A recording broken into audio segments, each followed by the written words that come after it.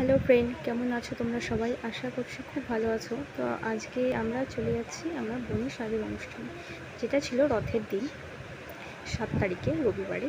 তো ভিডিওটিতে দেখতে থাকো, ভালো লাগবে আশা করি। তো ওর বাড়িতে গিয়ে দেখি ও স্নান টান করে রেডি হয়ে আছে। চুলটা পুরো ভেজা ছিল, আমাকে বললো দিদি চুলটা একটু শুকায় দে। তো আমি ড্রায়ারতে একটু শুকিয়ে দিলাম। শুকানোর পরে তারপরে ও একটা বান করবে সুন্দর, তো কার্ল করে সামনে। তো বানটা আমি করিয়ে দিলাম।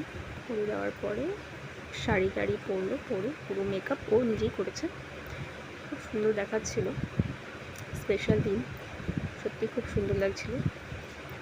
সেজে গুজে একটু পোজ দিয়ে ফটো ক্লিক করলো। তারপরে আমরা চলে গেলাম ও যেখানে ডেকোরেশন করা হয়েছিল স্বাদের অনুষ্ঠানটা করানো, সেই ঘরে। সেখানে গিয়ে পুরো সাজানো গোছানো ছিল সব খাবার দাবার দিয়ে। তো তারপরে ও ঘরে আসলো, ওখানে বসবে। ওখানে এসে সব বড়রা সবাই ওকে আশীর্বাদ করবে। তো আশীর্বাদ পর্ব চালু হয়ে গেছে, সব গুরুজনরা আশীর্বাদ করছে ওকে। তো সবাই একের পর এক আশীর্বাদ করা সারা হয়ে গেল। তারপরে ওই দেবতাদের রিচুয়ালস আছে যে ওর শাশুড়ি সব খাবার যা যা মেনু করা হয়েছে সব কিছু মিলিয়ে ওকে খাইয়ে দেবে। ওর শাশুড়ি সেই রিচুয়ালসটা করছে।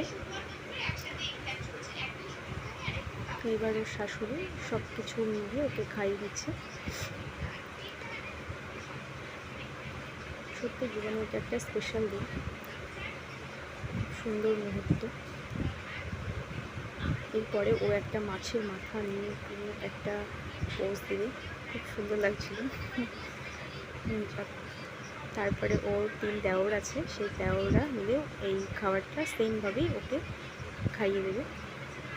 তারপরে লাস্ট মুভমেন্টে ওর বর আর ও মিলে একটা কেক কেটে পুরো বেবি শাওয়ারটা সেলিব্রেশন করা হবে।